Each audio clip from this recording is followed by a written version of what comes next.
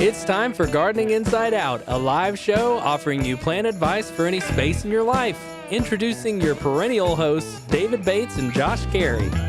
Hey, and welcome in, everybody. It's Saturday morning. It's time for Gardening Inside Out. Coming to you alive here from Bates Hollow and Bates Nursery and Garden Center in the Green Room Studios right here. We're here for you every Saturday morning, folks, and it's a little moist this morning, David Bates. Well, that's been a theme of late, and but it's subject to change here pretty quickly, it would appear. Today, of course, is Saturday, the 27th of January. We are winding up the month, and we do have rain and perhaps some thunderstorms later in the morning. A high of 53 degrees today. Overnight low of 40 and maybe a half inch of rain today. Could be that much. Showers will be ending tomorrow, a high of 45, 43, somewhere in that range. And the clouds will begin to diminish as we go into Monday. 48 for the high, 31 for the overnight low. And as we move on in through the week, that is a sun little icon we see with some clouds, but we'll take it. High temperatures from the mid 50s to the upper 40s throughout the sequence of days ahead through next Saturday. Is it possible? Possible. We might have a non-rainy, precipitous weekend. Maybe. Doubt it. It's a week away. Who knows?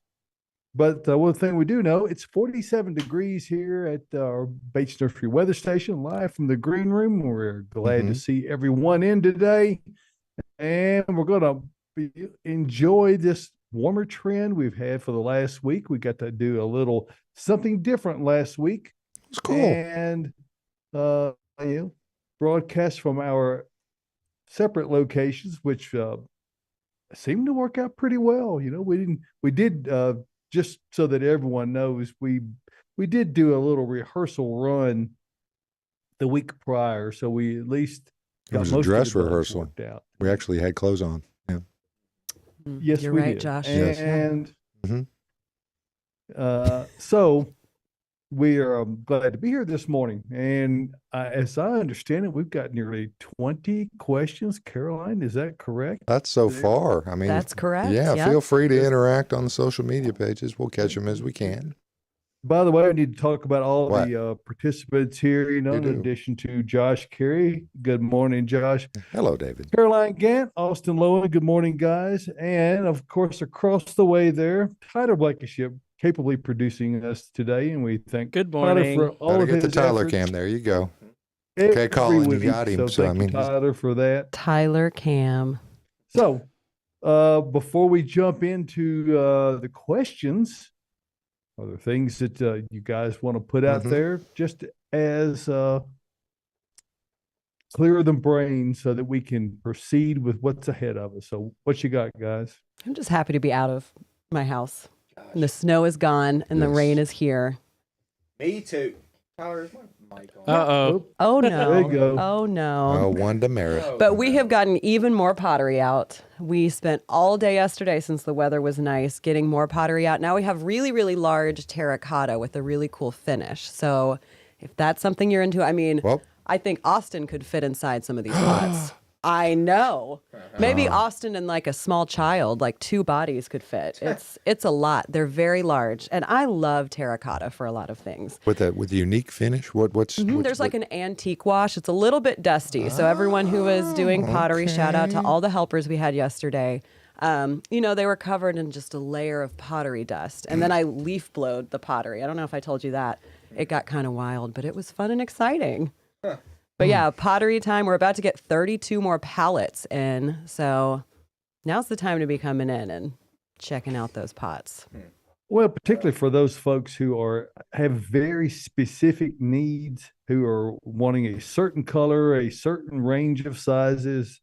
This is when our selection is at its absolute peak. At its and tippy the nature top. of pottery is that it takes, certainly many weeks, if not months in advance to reorder these things come oftentimes from some distance away, so they don't. There's not like we can get it in next week. So if you have very specific needs, this is a good time to be mapping that out and taking care of that. Right, David is correct. We get it in once a year. I mean, one-time shipment for 5 different places that we get it from. So if you see something you like, chances are it will be gone and we won't get it until next year. And if it has been discontinued, then it might never come back again. That never happens. It never happens? No, I'm sure it never happens that you miss out on a good deal and seeing something unique. Yeah, that whitewash sounds intriguing. I'll have to check it out. You'll have to go after the take a show. look. It really is neat. I really like it. I'm a big fan. All right, well, let's dive into some questions while hopefully Austin gets his... Hi. There you are. Oh, You hear me a kudos to little. Austin, by the way, on the BNBBC that he did this week. Yeah. Yes, kudos, He did one kudos. masterclass on pruning hydrangeas. That was fun. That was I think, informative. It was informative. It was fun. I think it was my best webinar I've ever done. I kind of stayed on point and just kind of went through it. It ended up being 2 minutes, but it didn't feel like that. It felt way quicker than that to me. Also, I look really There's weird a lot of this material. morning. You do? Oh, you... I don't have my sunnies on, y'all. Oh. My sunnies. There's something missing. I know. I was laying with my daughter last night, and I think they fell off my head. They're in her bed somewhere, and I couldn't check this morning. I didn't want to wake her up. They were sleeping great, so Oh. no sunnies. Oh, Well, Josh Got a has it. spare pair. judging by the I think judging these by are the David's. forecast. David, are these yours? I've been looking for that. Yes. Oh, man. Now you look like Austin. Yeah. Okay, we're back. There they are. There we go. All right. All right. Was there anything on your mind about the nursery or? Nursery for me this week it's been extremely rainy, and as y'all know, we have plastic, all over our greenhouses. And there's a little spot in Caroline's world, actually, in the corner of the greenhouse that I cannot figure out for the life of me to keep water from coming in. You fix one spot, water goes somewhere else. You fix that spot, water goes somewhere else. Water finds a way.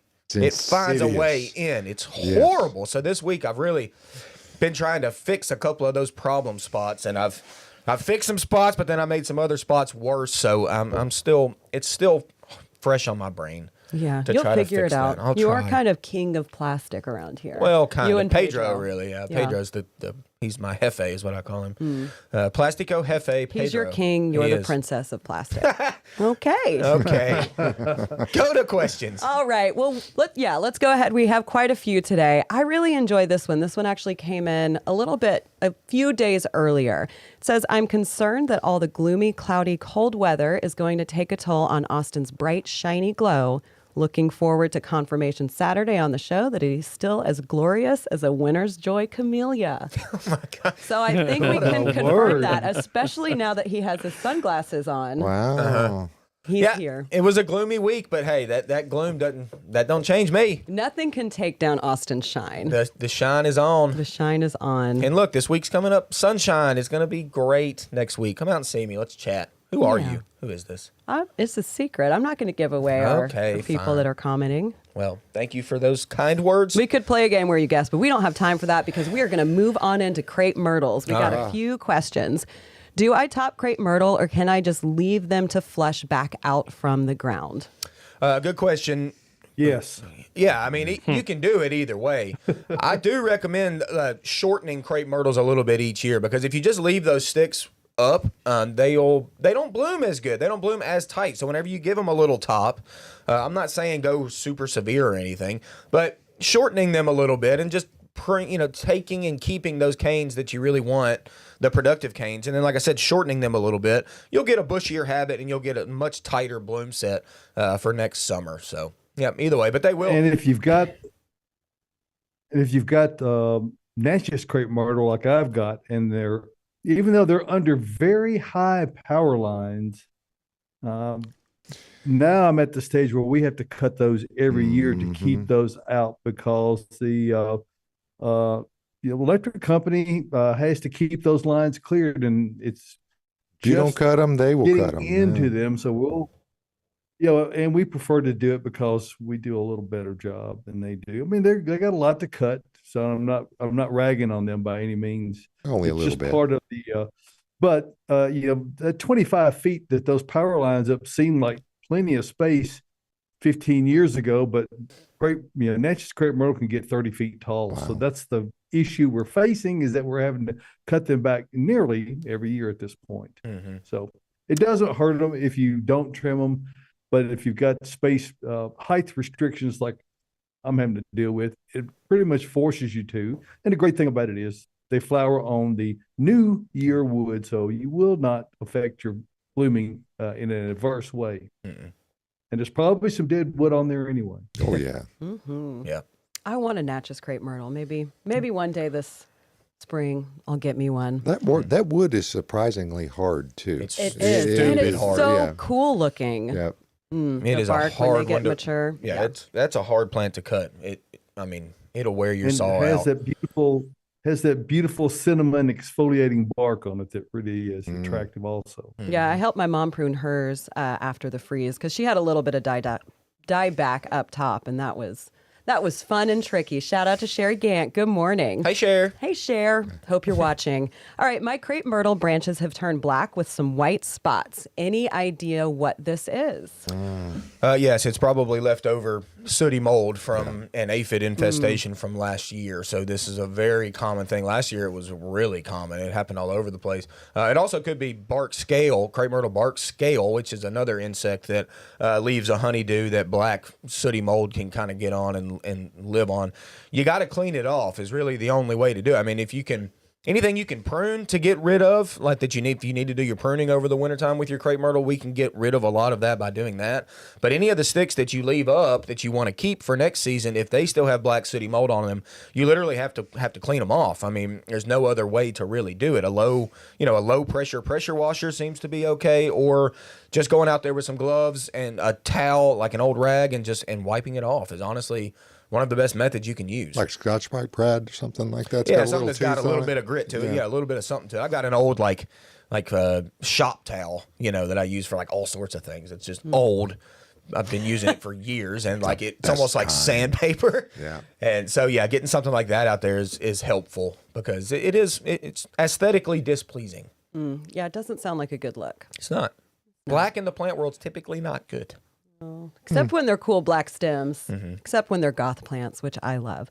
Final crepe myrtle question of the morning. What to pair with a pink crepe myrtle? I will actually hop in on this real fast because I have a pink one that I planted this past spring, and I did some purple arrow little blue stem around it.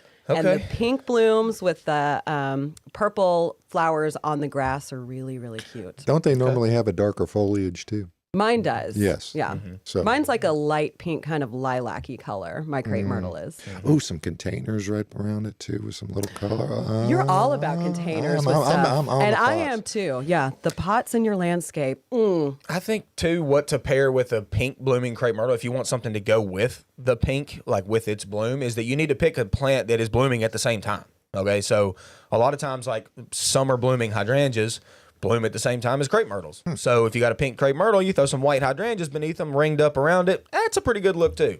So if Caroline went with the texture look, the grasses with the crepe myrtle, which is great texture. And like I said, I'm going with something that's blooming at the same time.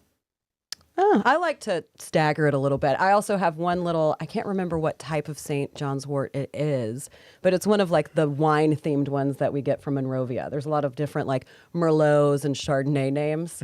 And so it has those yellow blooms and then the little berry looking things turn red. So really, really nice. Hey, shout out to Pam. She is watching and she said, look, I've turned my tidy gardener into watching. He's an official Gardening Inside Out viewer. All Shout out to right. Dave Eldridge. He is geoite. also Yeah. Hey, Pam. Hey, Geoite. Dave. There you go. Dave, I understand you. I understand you and the way you feel. Austin gets it. Did y'all cut that pine tree yet? Is it still up? Oh yeah, let us know. Let us know. Did you cut that thing yet? There's been a lot going on though. The snow. Do you True. think they got out there with the chainsaw or Hey. dug it up in the snow? He's a tidy gardener, maybe. Well, Pam would be out there digging it up. She wants to keep it. She doesn't want to keep it. Pam, did you get out there in all that snow and ice and dig up that pine? Let us know. I've got my eye on this. But while we wait on your response, let's talk about Rose of Sharon. I want a blue chiffon Rose of Sharon. What are the pros and cons? I am worried about seed pod droppings. Okay. This is a really good question. Pros and cons of blue chiffon. Okay, a pro. First That off, sounded really nice. I know by it was the a way. great rhyme. I meant to do that. Do it one more time. Pros and cons of rose chiffon. You messed it up. chiffon. All right. I did.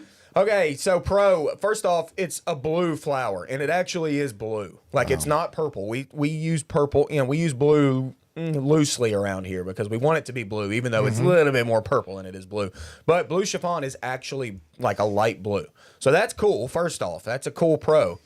One of the cons I have with blue chiffon, okay, is that for some reason light blue flowers attract a little insect called thrips. Okay, there's not, just so you know, there's no. You don't just say, like, if there's one thrip, you don't say thrip. They're always thrips. It's always plural. But it's always plural mainly because there's never just one thrips. Okay. There's always a bunch. And they like lavender blooms for some reason. So Interesting. if you ever get a Rose of Sharon, the blue chiffon specifically at your house, and what you see is the buds want to try to open, but then they never open correctly, and they've got this weird coloration on them, and then they just drop off, then that's probably because of thrips. And it's a nasty little insect. It's much more of an insect typically in a greenhouse type setting where there's a lot of flowers, a lot of different plants, mainly annuals, in a greenhouse typically. But A lot to eat there. yes, there is. But for some reason that plant is the one specifically that seems to get thrips, even in the garden, even in your home garden area. So that's my con I've got against that plant. I love Rose of Sharon. I think it's an old school classic that is just tried and true. It's going to bloom every year without a problem, but it can have that issue. So there you go, pro and con. What about the seed pod drop that she was talking about? The seed pod drop's going to happen. Y'all. I mean, if it gets pollinated and it just wants to set seed, it's going to. That's a fairly new cultivar, so I actually don't know off the top of my head if it's like a hybrid that's sterile, and it might not produce seed at all. A lot of the new hybrids are like that, so I'd have to look that up for you just to make sure. But, with old school Rose of Sharon, the good old classic ones, they will set seed, and they will pop up around the yard. Like, they can They will spread come up from everywhere. seed. So that is somewhat of an issue. But like I said, we'll check on that new hybrid cultivar and see if it actually would even produce seed. Yeah, Ben Trest, one of our landscape specialists here, who's been on the show a couple times. His parents have a Rose of Sharon that they've had forever, and it's probably one of the OG ones. And he said that it shoots up little pups all over, and his mom will just pull them up, and has made a hedge down the driveway out of that. Wow. So, Yeah, I've seen it. yeah, you could go with that. I've got one. I like it. I will probably stick with that single. Joan Dodson says that her pansies are still alive. Yeah. Nice. Her ornamental kale, not so much. No, probably not. Unfortunately. I haven't looked at my ornamental cabbage. It was looking okay, but I haven't looked at it in the last few days to see. Yeah, my got pretty pansies chilly. came through perfect. Mine did too. Yeah. Mine were tucked up underneath the snow the whole time until it finally melted, and then they opened back And then up they to, were a, like, "Hey, to a world, green. I'm back. Here They got I a few am." blooms on them still too. Not a lot. It kind of wrecked the blooms on them, but the green foliage is totally fine. Pansies are they're great. They are great. Love Hey, Pam pansies. says they are planning on digging soon. Really? They're gonna try to dig that Pam, beast. Please video. Pam and David on it. video it. We need to Planning see. on it. Yeah, We need to put this up on the show. Okay. Let all the viewers see how this goes. I want to see the size of that root ball. I do too. It's gonna be wild. Let's stick on the shrub topic. Okay. Somebody just talked. Was that Tyler? It was David. That was David. David. Hey, David. That was me.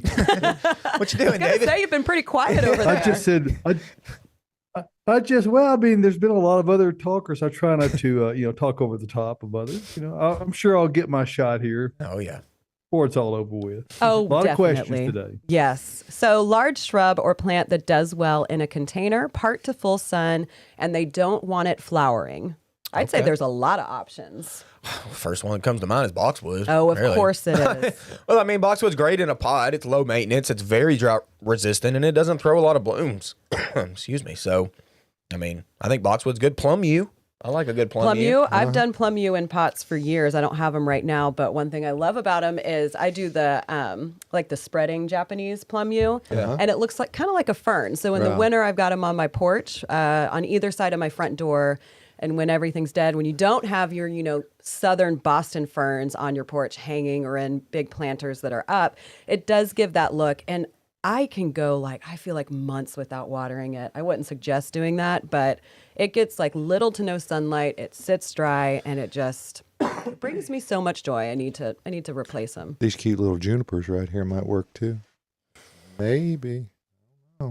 They might get too big. Pyramidal arborvitae They're thing back here. arborvitaes, but they're a little bit Arborvitae. more high maintenance, Josh. Okay. Just a little bit. Yeah, they're Well, not going to flower for you. They're very upright in habit. I'd be a little scared of those in pots. For They one, just- I feel like they would just maybe blow over. Blow over. That's the That thing. could happen. Definitely blow over. That's a big And dry thing. out. And dry out. Yeah, we Hey, can't let one ours thing- dry. hey, one thing that will help your plants not blow over is to get them well rooted into the ground, and there's no thing that you can do in your planting that's going to be more a part of getting your plants rooted in well and aiding their ultimate survival and the productivity in the future is Earth Mix garden products. And it doesn't matter if you're talking about Earth Mix Garden or Proganics O, which are both great ready to use growing mediums.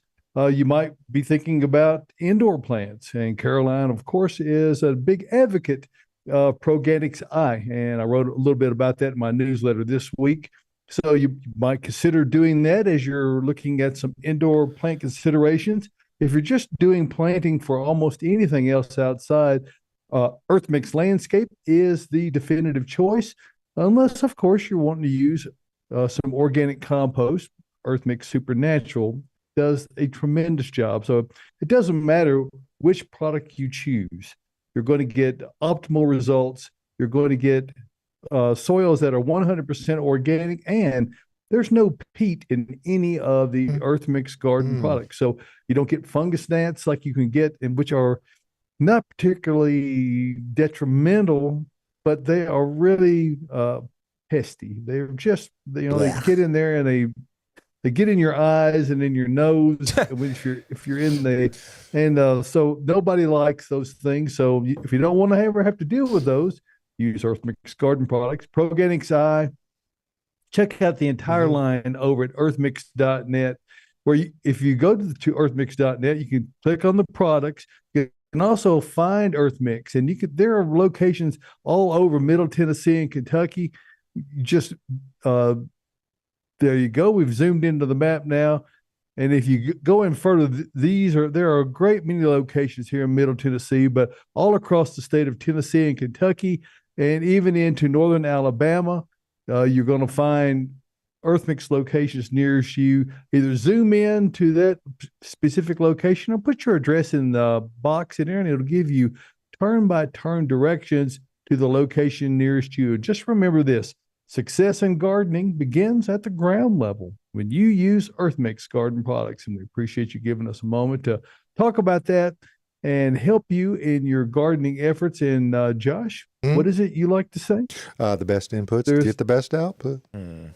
There you go. And seed starts. You forgot to mention starting seeds inside. We'll be starting to do that soon, huh? Yeah, get about a month. Get them going.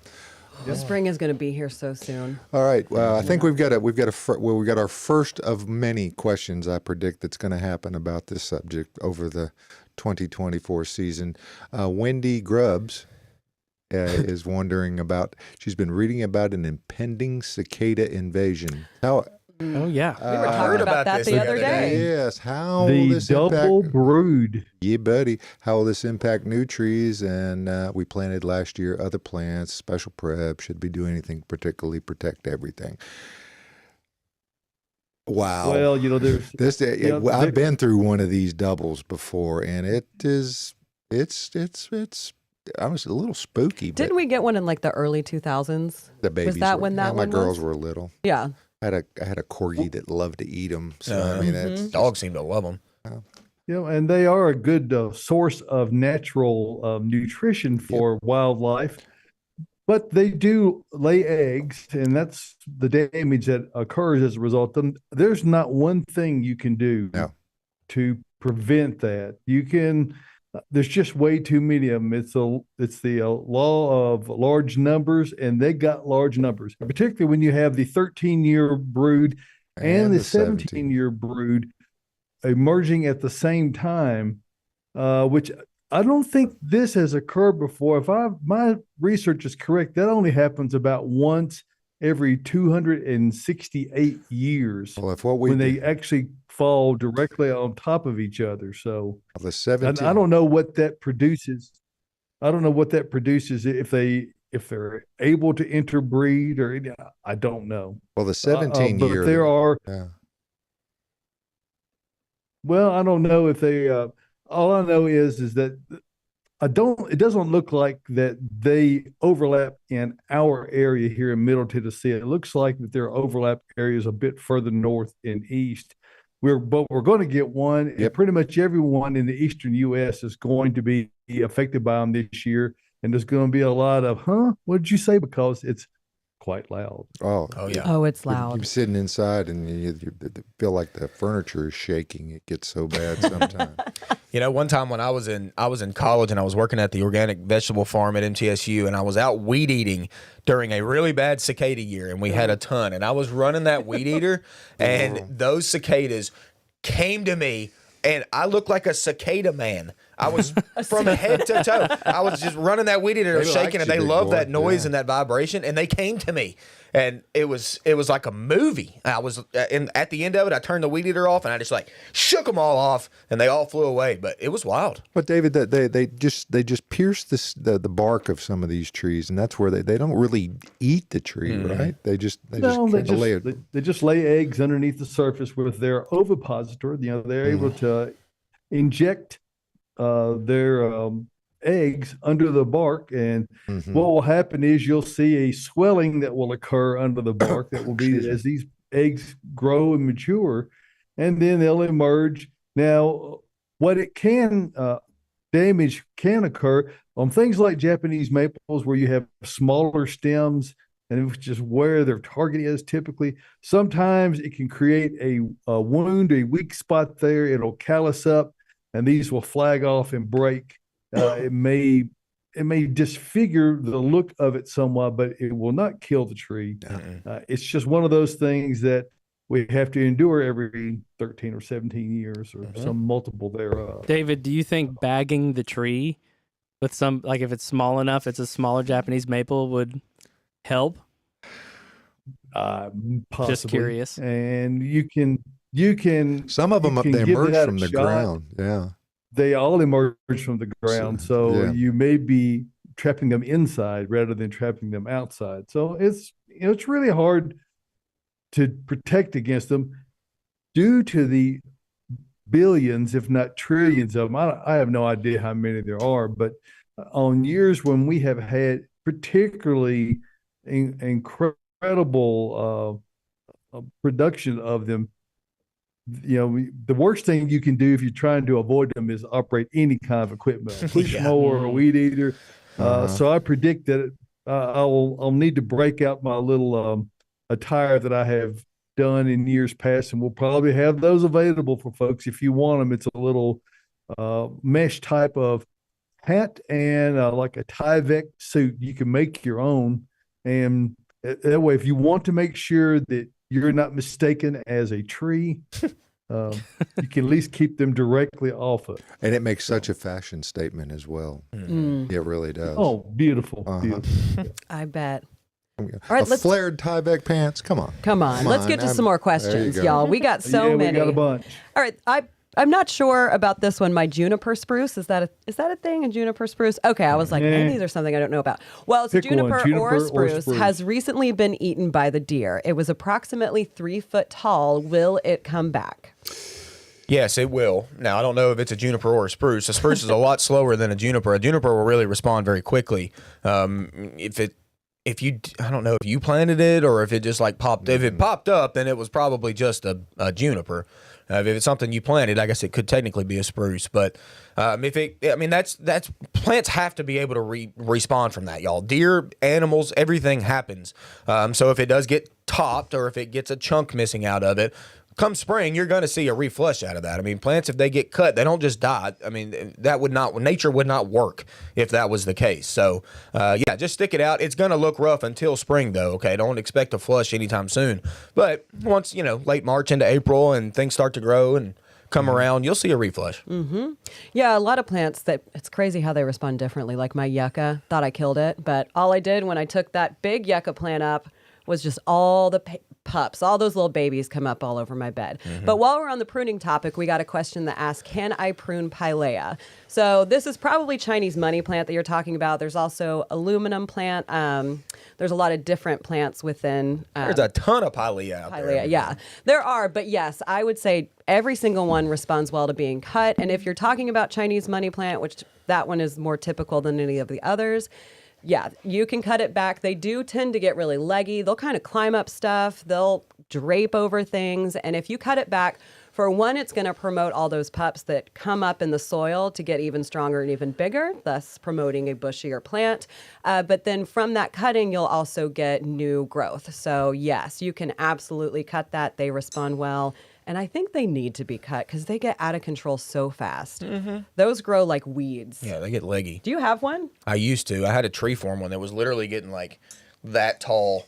And didn't someone cut off all the leaves? no, my daughter knocked it off and his head snapped out of it. Oh, man. And then Great. you just threw it away? Yeah, I got mad at it.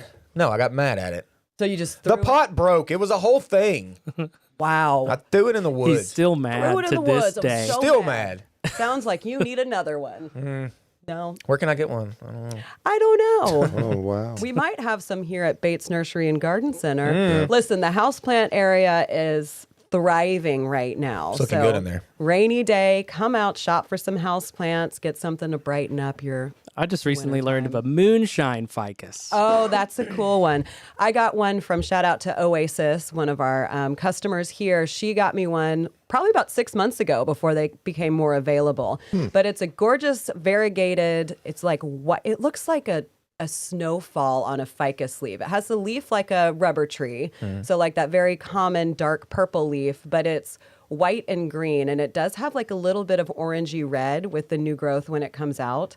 It's really cool. Tyler put some up in our stories yesterday. Wow. We only got 6 of them. So a little bit limited, but they're absolutely stunning. Yep. Pretty fun and exciting. All right. My sedum shooting star has ashy tops on leaves. Send help. So with succulents, with sedum, they tend to get mealybugs pretty bad. That could be one thing that it is. I would say mealybugs or powdery mildew. If it's mealybugs, they take over really quickly because they kind of like nest up in the top of the plant where all the new growth is coming out and the leaves are really, really tight.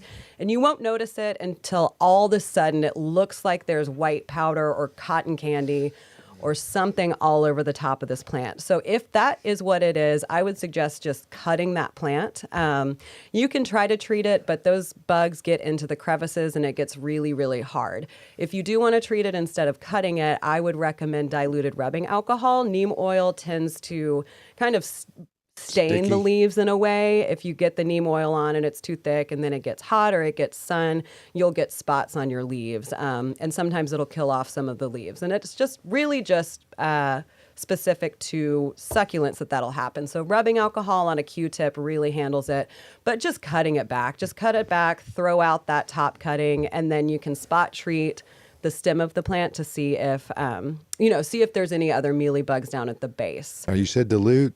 Dilute it. You can yeah. do it straight, but I suggest diluting it like at least 3 parts water, 1 part rubbing alcohol.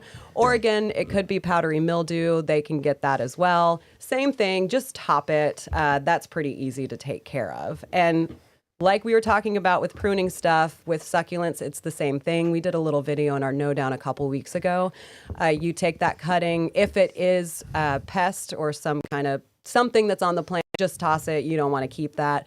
And then it's going to regrow from the bottom. Or if it is out of control and you just want to cut it back, you can take that top cutting and stick it in the soil and it will keep on growing. Yeah, you just, if it's sedum and it's looking rough this time of year, that's totally normal, y'all. Like Caroline said, just cut it to the dirt. It's going to regrow in the spring and it's going to look way better anyway. It's going to like you because of that. It will. Listen, cutting on plants is real fun. You learn so much and how they grow and what they do and how long they take to grow. Passionate about cutting things. Mm-hmm. Yep. You got to. It's part of it. Yes, it is. Okay, let's switch to some edible plants. Fruit or nut trees that like a wet area. Are there any? Fruit or nut? I wouldn't say any nut trees, really. I wouldn't think. Got to be a tree, too, wet area. right? Yeah. Gosh. We should put like a Cranberries. little song. Yeah, I Oh. literally thought cranberries too, David. Cranberries don't really like to live this far south, I don't think. I've never even seen a No. cranberry plants here. That's a tricky one. I don't know of a time. I mean, David, do you think a fig might work? Maybe. I don't know. Ficus kind of. It's possible. You know, Yeah.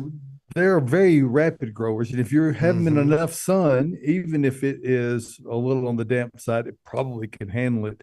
And what they will do, much like a willow tree, if they are able to survive, which they likely would, they're going to dry the ground out because they suck so much moisture out of the ground. So figs are growing machines, and I would say that wouldn't be a bad choice. They as do far love as water. Something that, yeah. Yeah, I mean, trying for like, peaches or pears or apples or things like that. Like, we suffer from so many fungal pathogens anyway, even without a wet spot. You throw in that wet spot and you just increase that probability of seeing issues. So On YouTube, Jane Ann Gibbs has got bananas, ? Oh, certainly bananas will live in a wet spot. They just don't produce bananas around here unless you Right. build a greenhouse around them. Which, I mean, I don't know if you want to do that or not. But yeah, bananas certainly live in, they live almost in water. Right. Very In good. water, Thanks, right? Jane. Talking about blueberries They now. almost are water. Yeah. That's true. true. Yeah. Yeah, they are like made of water. My blueberries look sad, and they have been in the ground for 2 years. How do I make them happy? How do Well- we have happy blueberries, y'all? Soil Happy test, blueberries, first thing. yeah, your soil, they need a very acidic soil, like literally down into that 5 to 5.5 range of where their pH wants to be. If you can try to get that right, you will probably see much better blueberries next year. So, like Josh said, get your soil tested. The Ellington Ag Center will test your soil for you. Get a couple samples that are close to your plant, and then send them in to them, and they will, look at it under a scope and tell you what the pH is, tell you the, percent nitrogen and all that good stuff. And then you can go about, fixing that, because blueberries certainly do want an acidic soil. So let's get that checked out, and that'll probably tell you. Yeah, and pH meters are very inexpensive. Right. So, for 10 or 12 bucks, you can figure it out on your own and monitor it. The one thing about adjusting soil pH, Josh, as you well know, is that it doesn't happen instantaneously, No. depending on what form of sulfur that you use to be able to reduce that pH. So, depending on what that will affect not just how quickly that will occur, but also how long It the will effects last. will last. Mm-hmm. So just be mindful. If you could use elemental sulfur, which is what we use here at the nursery, it gets used in the Earth Mix Supernatural, but it takes 6 months for it to begin to release. The upside to that is that it's almost a permanent alteration to the pH. So if you're looking to adjust the pH, you keep it at a level, then that does a very good job. And of course, we use some things in that particular product that have long-lasting alkaline conditions on it. So we need something that can equalize that and last for the duration. And poultry litter is that thing that is quite alkaline by nature. So those And two things kind of help equal out. so get it out today if you can find some chicken stuff, or I'm sure that there's probably an Espoma that has an acid loving type of brand that it's going to be helpful. It's not going to hurt anything until you get your soil tested. Hollytone is the one that you would be wanting to use to acidify soils and fertilize at the same time, and it'll do a good job. Yeah, it takes a minute to get out as well. So that's what I'm saying. Get it out today. Or It tomorrow. does. Yeah, we literally sell a product called soil acidifier. Yeah. Yes, So we do. that's just the easiest way for you, probably. If you Is it more if you don't chemical know. based than? It's just sulfur. No. mainly. Oh, really? It's Okay. 16% It's sulfur, I sulfur. believe. Wow. Yeah. So on the label, But it'll show a again- blue hydrangea, because lower pH Right. is blue in hydrangea world. So that's Very on the cool. product label. Yeah. All right, we got But a for couple. that to have worked properly, you needed to have done it last fall for it to affect this spring. Sorry about that, Carol. You're fine. Sometimes it's hard to figure out when to talk. There's all of us. We all love to talk. We're no strong personalities in this There's room. no strong personalities in here. Hey, we got a couple questions and comments about Earth Mix and Proganics I. Jacqueline said, I picked up 3 houseplants in my bag of Proganics I last week. I typically wait a few weeks before repotting. Is this a good practice or does it matter? It's a fantastic practice. I do suggest that to our customers when they come in, especially with the larger plants. It's great to bring them home, let them acclimate to their new environment, and then repot them instead of doing it all at one time where it's going to shock the plant a little bit and make it, stress out a little bit more. So Jacqueline, you are doing it right. And then Colin on YouTube said, never have to deal with fungus gnats. Is that a David Bates guarantee on the Proganics Eye? Good morning, Colin. Hey, Call. Well, I would say that, it is a no near peat in it. certainty if you, but you got to have plants that don't have peat in them at all. So if you have bought plants that had peat in them, then it can still happen, but you can greatly reduce it for absolute certainty. Hey, while good I'm watering up in the practice. queue here, why don't I keep on talking and talk just a moment about Bates Nursery and Garden Center, which is where we are today. The Green Room is located on the facility here at Bates Nursery, and today is Saturday. That means we're open from 9 a.m. till 2 p.m. So we're during January and February, we're only open till 2 p.m. on Saturdays, and we are closed on Sundays. It's 9 till 4 the rest of the week. And what we have is an extensive selection of everything. Unlike many places that sell plants almost seasonally, there really is no season here at Bates Nursery and Garden Center. With our extensive indoor facilities that's lovingly known as the Batestrium, we've got quite a selection, a vast array, as it were, of everything you can think of for your landscape, be it trees, shrubs, ground covers, ornamental grasses. In Caroline's area, a full line of tropical and foliage plants, and you name it, we have it. And what we really have in large amounts is expertise, and we're here to help you get the right plant in the right place the first time. So it doesn't matter if you're looking for tropical plants and the containers to go with them or the soils to put in those things. We have all of that and much more at Bates Nursery and Garden Center. And if you want to stay in the know about what we've got going on, I invite you to sign up and read the blog that I put out every week.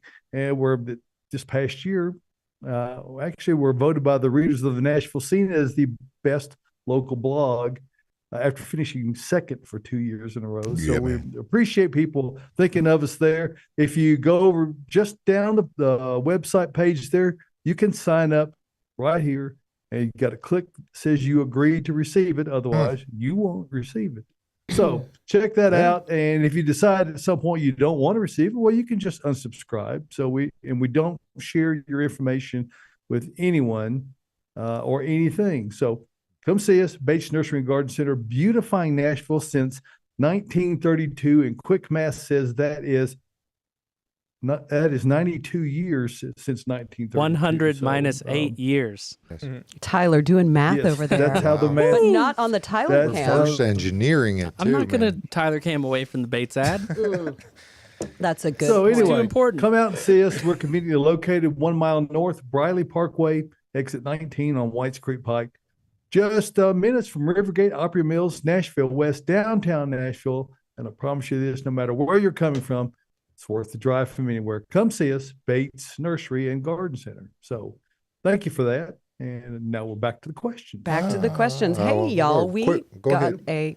Yeah. all over the place this morning. We got a comment from Castle Rock Honey Co. That's- on our YouTube page wrapping it back around to fruit trees that can take it wet. They say pawpaw fruit trees love water in there damp it is. areas. Hey, That's good idea. very true. Yeah. Thank you for that input. I did do not even think remember about a pawpaw. When I was a kid, my mom and I would go searching for pawpaws Pawpaws. in the woods around the Strike Creek that they had on their property in Liberty, Tennessee. Hey, Castle, I don't know if we Don't ever eat too found many. one. Hey, Castle Rock Honey, let us know where you are. Go ahead and see where you are in the world. Yeah, let us know where you're at. Oh, Okay. pawpaw.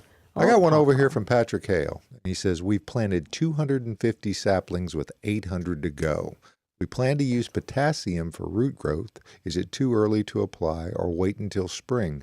They're bur oak, white oak, river birch, red bud, and hazelnut. Wow. That's lot a of tree trees. farm. Good for man. you. That Yeah. is. That is a lot of trees. I They don't were all planted last month. He follows. last month. It's getting to the point now where getting some fertilizer dropped is not a horrible idea. I mean, it's still January. I'm more in that like mid-February into like kind of March time to drop that down. But as long as you can keep that fertilizer where it's gonna stay, then it's a fine time to drop it. Once temperatures warm up, that's when that fertilizer will really get activated and those plants will use it. But you're using pretty much all natives kind of around here, so really what we've got soil wise is pretty good for those trees. So I'm just glad you're planting 1,000 trees or whatever that was. Great. 1,050. Yeah. Yeah. So That's crazy. That's amazing. Good for you. Yeah, great for you. All right, need advice on best plum and edible cherry tree for Middle Tennessee. Same one the birds like. We talked Edible. about that last week, I think, a little bit. Plums are pretty good around here. Don't get me wrong. Plums are pretty good. Plums yeah. do better than peaches. I mean, they can, yeah. In my opinion. They certainly do better than cherries. All right, we've talked about this before. Cherries, y'all, we are not, the mid-state is not a place to really try to grow cherries all that much. We sell them, and you can try them. And I talked to a man from Springfield one time who had a pretty good cherry crop, like 1 year. He didn't get them consistently. He talked about it. He was, Right. It's really got to get pretty cold over the wintertime here to really for them to produce good fruit. And then, like David said, you got to get to them before the birds do, which can be done with, some netting or whatever whenever they're in fruit. But go with plums if you want a more consistent producer rather than cherries or pears. or pears. Pears are good for Middle Yeah, Tennessee. Yeah. All right. Can we grow eucalyptus as a perennial here? No. Not really, although I have heard about a couple people close to East Nashville that have kept eucalyptus alive in ground for a couple years, but then eventually they'll die back. There are more hardy varieties. There's one called cider something.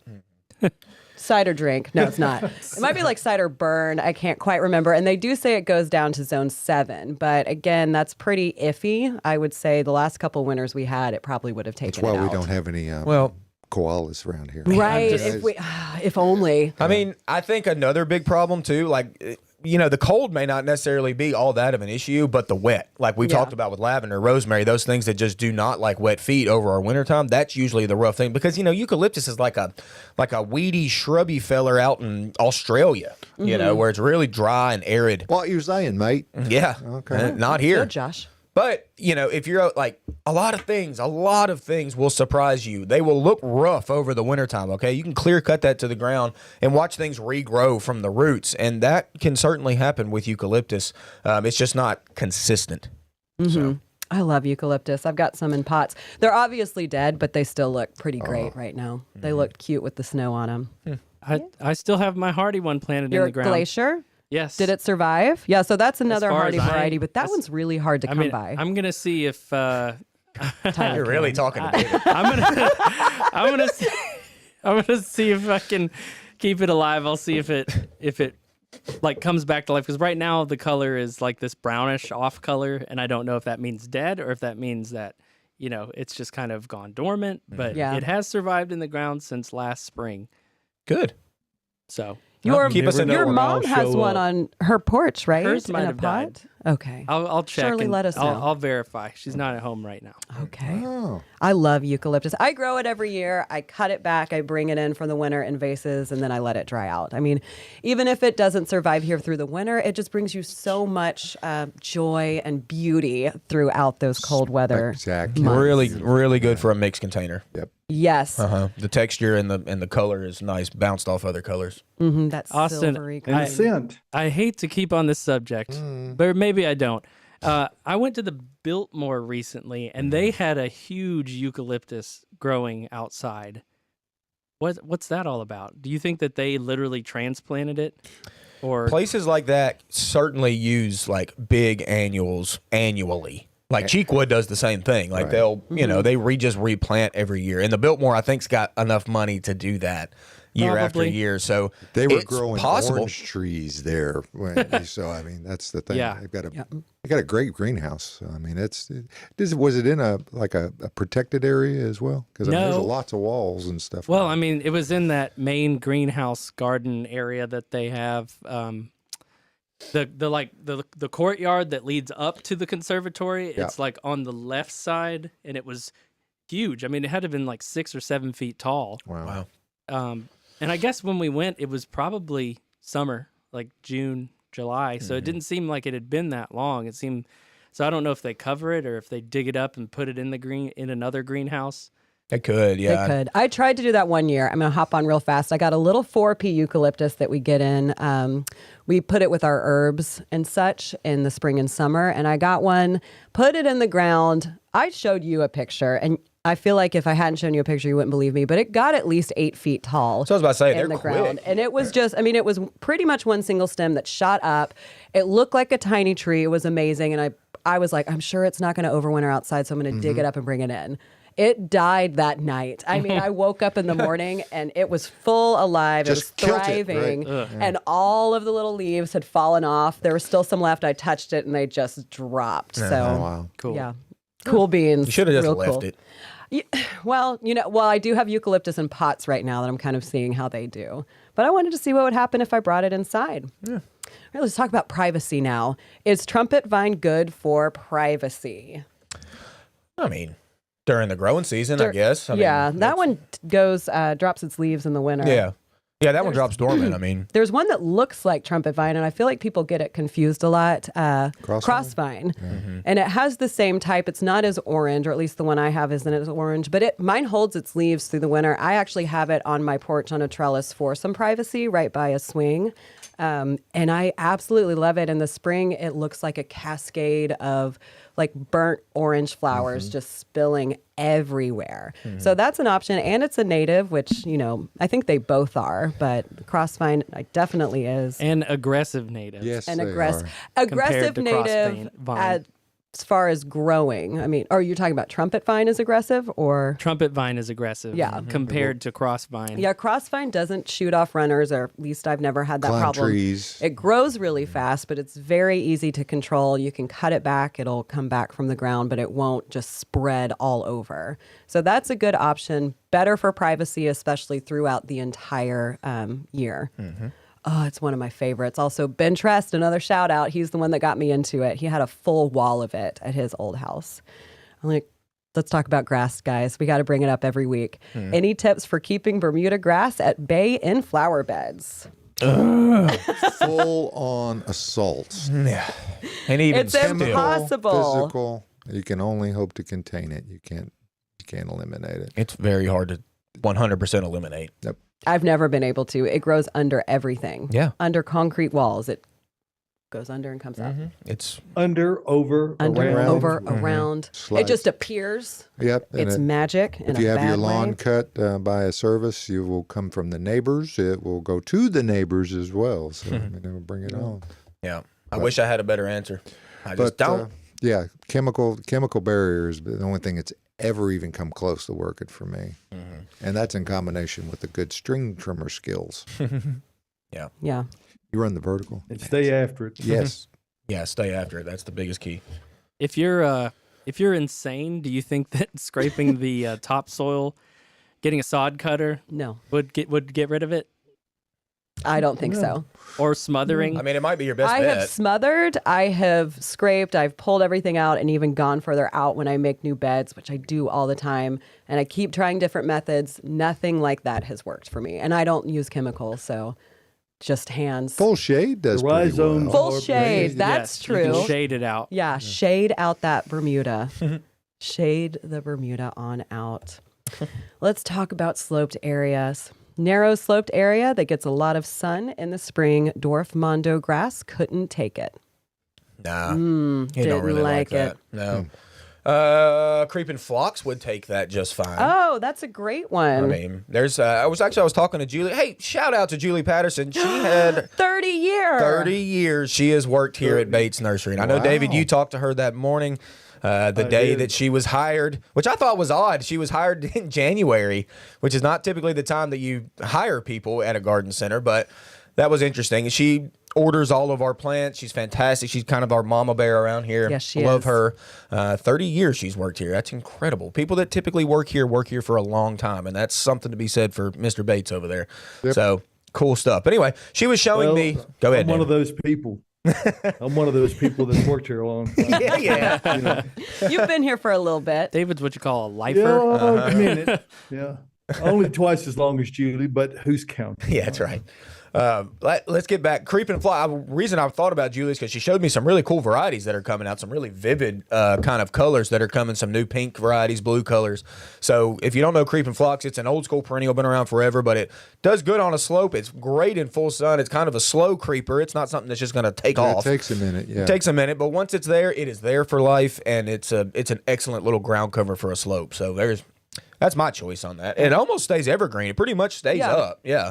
Like it'll go kind of off color, like reddish over the wintertime, but it greens back up in the spring and blooms consistently.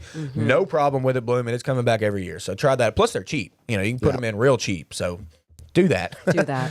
Hey, we haven't gone around the room and talked about stuff. Uh-oh. Hit the button. What's in room with Caroline? Yeah, man. Exactly. So Austin and I went with a shape theme today. We've got pyramidal things in the back. We've got little sphere round boys in the front, and then spilly sprawly up front as well. So like we talked, we've got highlights right under the TV that has this nice golden yellow hue. And then we've got our standard classic emeralds on either side of the TV. So if you need privacy, this is a really popular one that people like to go with.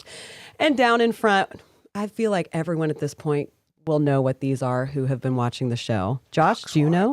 Boxwoods. Well, what kind of boxwood? Globe ones. Justin Brower. I mean, how much have we talked about this with Austin's boxwood drama? No wonder he liked them so much. They're pretty. Aren't they cute and adorable? Compact, little bitty, tight. Love them.